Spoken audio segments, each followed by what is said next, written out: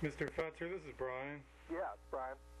Yes, sir. Again, welcome to the Real News Radio, and it's an honor to have you here, sir. Well, it's my pleasure to be with you guys. I would like, sir, for you to go into the military exercises on the morning of 9/11. Well, there were quite a few military exercises taking place that morning. Webster Tarpley, in his book Synthetic Terror, has inventoried more than 15. They had, many names that sound very impressive, like Vigilant Guardian and things like that. And what they did was to cause a disruption between the normal interaction of the NORAD, the North American Defense Command, and the Federal Aviation Administration, so that the planes that might normally have been expected to respond were either out of position or already committed. The air traffic controllers, when they detected blips on their screen, didn't know if they were real or Memorex. The entire situation was quite chaotic. And what's also fascinating about this is that Vice President Cheney was in an underground bunker beneath the White House coordinating all these activities, where he was observed by Norman Mineta, our Secretary of Transportation, who gave testimony to the 9/11 Commission, testimony it chose not to publish, but where his testimony was also recorded, and you can find it on YouTube or Google Video. Explain how a young egg came up to the Vice President and said to him, "Sir, it's 50 miles out." Came back and said, "Sir, it's 30 miles out." Came back and said, "Sir, it's 10 miles out. Do the order still stand?" He said, Cheney whipped around to the aide and said, "Of course the order still stand. Have you heard anything to the contrary?" Mineta wasn't quite sure what he was observing at the time, but it has to have been a stand-down order, a directive to not shoot the plane down. Think about it. If the order had been to shoot the plane down, since we knew these planes were being used as weapons, you're going to lose the passengers in the plane, but you're not going to lose the personnel and the property of the target. Absolutely. The aide surely would not have been concerned or showed anxiety if the order had been to shoot it down. Plus, if that had been the instruction, then no doubt the plane would have been shot down. The Pentagon has to be among the most heavily defended buildings in the world. So, in fact, the plane was, at Cheney's direction, allowed to proceed to hit the building. One of the things that I find so fascinating is a lot of people forget Flight 93. The government passed it off on the people that Flight 93 disappeared into a hole in the ground. No engines, no seats, no luggage, no bodies, just a hole smoking in the ground. The whole business about the planes is really quite mysterious. I mean, right across the board.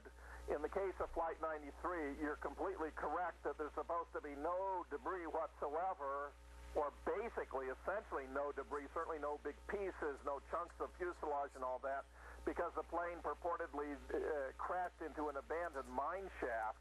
My opinion is that we know what to do with miners trapped in abandoned mine shafts. We bring out heavy equipment, we set up batteries of lights, and we work non-stop in the hope that by some miracle someone's going to have survived. In this case, none of that was done. In fact, photographers and reporters were kept at great distance away from the alleged crash site.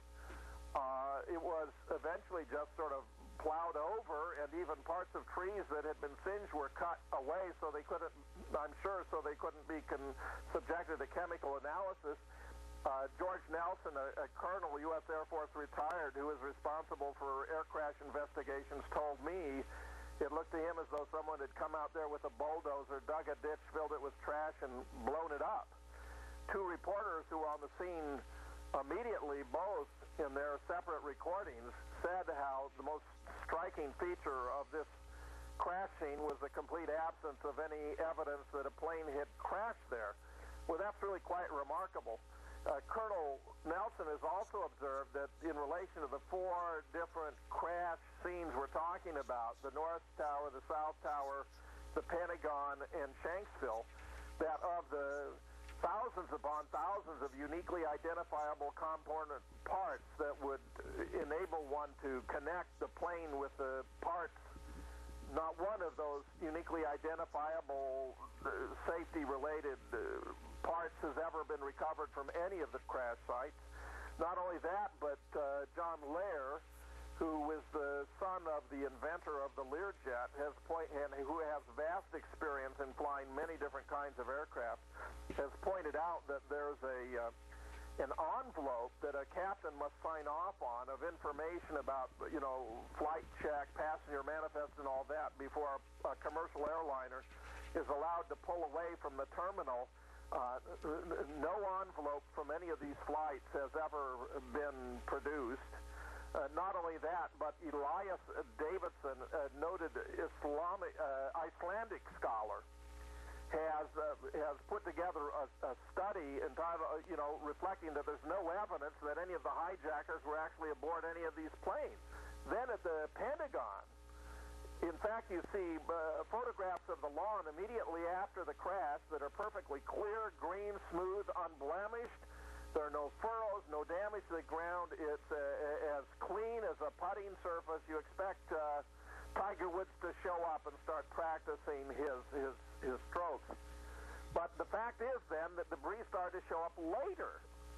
And included in this debris is a piece of fuselage that came from 757, the planes at Shanksville and the Pentagon being 757s rather than the 767s that were purportedly used in New York. And a student of this case, an attorney from Columbus, Ohio, by the name of James Hansen, has actually traced this piece of debris back to Calais, Colombia, where it was ripped off of a plane in a crash in 1995. So it's really quite stunning that, we can know that this kind of fakery was taking place. The whole thing seems to have been an operation with smoke and mirrors, some of it rather literally. One of the most astonishing discoveries that I made in the course of analyzing photographs at the Pentagon was that a couple of civilian fire trucks that were lime green showed up almost immediately and put out the fires at the Pentagon, which were actually rather modest in the first 15 or 20 minutes. There was subsequently some kind of secondary explosion that brought down the upper floors, but the initial hit point on the ground floor is only about 10 feet high and 16 or 17 feet wide. There are unbroken windows around it. There's unbroken fence, a couple of cars. What you don't find is a massive pile of debris from a 100-ton airliner principally made out of aluminum. You don't find the wings. You don't find seats or luggage or bodies. You don't even find the tail, which would have snapped off if the government's official account were correct, so that you just don't find what you're looking for there. In fact, the engines were never recovered, those engines being virtually indestructible.